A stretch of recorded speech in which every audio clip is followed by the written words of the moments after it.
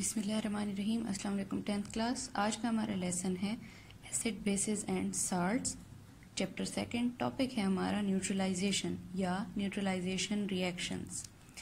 Definition पढ़ लेते हैं। The chemical reaction in which acid reacts with the base to produce salt and water is called neutralisation reaction. Neutralisation reaction वो reaction होते हैं कि जब एक एसिड किसी बेस के साथ रिएक्ट करता है, उसके नतीजे में साल्ट और वाटर प्रोड्यूस होते हैं, तो ऐसे रिएक्शन को न्यूट्रलाइजेशन रिएक्शन कहा जाता है। न्यूट्रलाइज कर देना किसी चीज़ को, जब वाटर बन गया तो मतलब कि चीज़ न्यूट्रलाइज हो गई, उसमें कोई नेगेटिव और पॉजिटिव पार्ट नहीं है, कोई आयंस मौजूद नहीं है।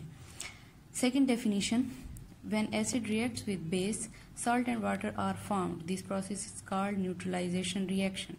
या सेकेंड डेफिनेशन के मुताबिक कि जब एक एसिड बेस के साथ रिएक्ट करता है और उसके नतीजे में साल्ट और वाटर प्रोड्यूस होते हैं, तो ऐसे रिएक्शन को न्यूट्रलाइजेशन रिएक्शन कहा जाता है। For example HCl and NaOH। HCl एक स्ट्रॉन्ग एसिड है और NaOH एक स्ट्रॉन्ग बेस है।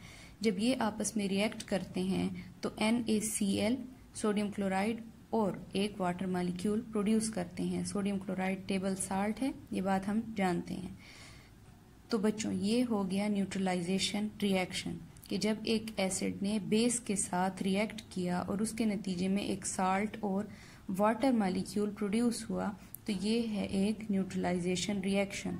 अब इसको मजीद एक्सप्लेन करने के लिए हम इसको आयनिक फॉर्म में लिख लेते हैं कि जिसमें हमारे पास एसिड का पॉजिटिव और नेगेटिव पार्ट और इसी तरह बेस का पॉजिटिव और नेगेटिव पार्ट, जो कि हाइड्रोजन आयन और क्लोराइड आयन, सोडियम आयन और हाइड्रोक्साइड आयन, जिसमें से पॉजिटिव और नेगेटिव रिएक्ट करेंगे। जैसे कि सोडियम और क्लोराइड ने रिएक्ट किया, सोडियम क्लोराइड बनाया, और इसी तरह हाइड्रोजन आयन और हाइड्रोक्साइल आयन ने रिएक्ट किया और वाटर मॉलिक्यूल बनाया। लेकिन बच्चों, ये देखें, जो मैंने अंडरलाइन की हुई हैं आयंस को, जो कि रिएक्शन से पहले भी आयनिक फॉर्म में थे और रिएक्शन के बाद भी आयनिक फॉर्म में है, यानी कि केमिकल रिएक्शन में इन्होंने कोई पार्टिसिपेट करके और चेंज नहीं लाए अपने में, खुद में, या इनमें कोई चेंज नहीं आया, तो ऐसे आयंस को कहा जाता है स्पेक्टेटर आयंस। न्यूट्रलाइजेशन रिएक्शन में ऐसे आयंस जो कि रिएक्शन से पहले भी आयनिक फॉर्म में हो और रिएक्शन के बाद भी, तो ऐसे आयंस को स्पेक्टेटर आयंस कहा जाता है। जबकि बाकी जो हमारे पास आयंस हैं, हाइड्रोजन और हाइड्रोक्साइल आयंस, इन्होंने रिएक्ट किया और न्यूट्रलाइज कर लिया खुद को। डेफिनेशन पढ़ लेते हैं स्पेक्टेटर आयंस की। The ions which do not participate in a chemical reaction and are present on both side of equation are spectator ions. ऐसे आयंस जो कि केमिकल रिएक्शन में पार्टिसिपेट ना करें और इक्वेशन की दोनों साइड पर मौजूद हों, ऐसे आयंस को स्पेक्टेटर आयंस कहा जाता है। एक्चुअल न्यूट्रलाइजेशन फिर किसकी होगी?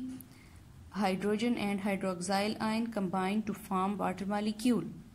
Thus, the net reaction is chemical combination of hydroxyl ion and hydrogen ion to form water molecule। यानी कि नेट रिएक्शन या नेट न्यूट्रलाइजेशन रिएक्शन जो होगा वो किसका होगा? वो हाइड्रोजन आयन और हाइड्रोक्साइल आयन का होगा, जो आपस में मिलकर वाटर मॉलिक्यूल बना देंगे। कुछ दूसरी एग्जांपल्स देख लेते हैं एसिड और बेसिस की, जो कि कंबाइन होके साल्ट और वाटर बनाते हैं, जिसमें हमारे पास HNO3 जो कि एक एसिड है, KOH पोटेशियम हाइड्रोक्साइड के साथ कंबाइन होके बना लेता है KNO3 पोटेशियम नाइट्रेट और वाटर मॉलिक्यूल। पोटेशियम नाइट्रेट एक साल्ट है और वाटर मॉलिक्यूल, जैसे कि हम जानते हैं कि हाइड्रोक्साइड और हाइड्रोजन पार्ट आपस में मिलकर न्यूट्रलाइज होकर वाटर मॉलिक्यूल बनाते हैं। अब अगर हम न्यूट्रलाइजेशन का रिवर्स प्रोसेस देखें और हमारे पास सोडियम नाइट्रेट एक साल्ट है और वाटर मॉलिक्यूल, ठीक है, इसको मैंने इस फॉर्म में लिख दिया है ताकि आपको आसानी हो। इसमें सोडियम पार्ट हाइड्रोक्साइड के साथ मिलेगा और NO3 पार्ट हाइड्रोजन के साथ मिलेगा, जो कि बना देंगे HNO3 जो कि एक एसिड है और NaOH सोडियम हाइड्रोक्साइड जो कि बेस है, और नाइट्रिक एसिड एक एसिड है।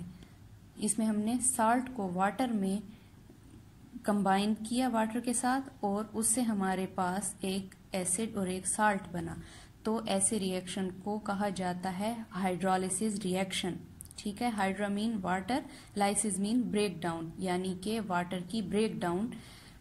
इधर वाटर की ब्रेक डाउन हुई है, हमारे पास हाइड्रोजन और हाइड्रोक्साइल आयन आए हैं, और ये साल्ट के साथ मिलकर एक एसिड के साथ कंबाइन हो गया हाइड्रोजन पार्ट, और एक हाइड्रोक्साइल पार्ट बेस के साथ कंबाइन हो गया, तो ये बन गया एसिड और बेस।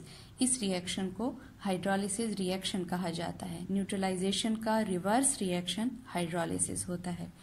नेक्स्ट एग्जांपल है calcium hydroxide plus H2SO4 CaOH2। ये जो है एक बेस है, जबकि H2SO4 एक एसिड है। जब ये आपस में कंबाइन होते हैं बेस और एसिड, तो CaSO4 कैल्शियम सल्फेट और साथ में 2 वाटर मॉलिक्यूल्स प्रोड्यूस करते हैं। तो ये भी एक न्यूट्रलाइजेशन। नेक्स्ट टॉपिक है हमारा exothermic reaction. Exothermic means exo for escape और exit and therm mean heat. Exothermic मतलब कि जिन रिएक्शंस में हीट लिबरेट हो या रिमूव हो। Neutralisation reaction is an exothermic reaction और प्रोसेस। न्यूट्रलाइजेशन रिएक्शन एक एक्सोथर्मिक रिएक्शन है कि जिसके नतीजे में हीट जो है वो लिबरेट होती है।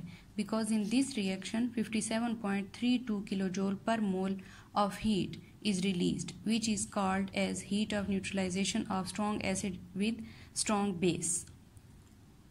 तो 56.32 किलोजोल पर मोल हीट रिलीज होती है, जिस हीट को हीट ऑफ न्यूट्रलाइजेशन भी कहा जाता है, जब स्ट्रॉन्ग एसिड और स्ट्रॉन्ग बेस आपस में रिएक्शन करते हैं। हर न्यूट्रलाइजेशन रिएक्शन के लिए हीट ऑफ न्यूट्रलाइजेशन जो है वो डिफरेंट होती है। यहाँ पर 57.32 किलोजोल पर मोल हीट जो है वो सोडियम हाइड्रोक्साइड और HCl के रिएक्शन के लिए हीट ऑफ न्यूट्रलाइजेशन है।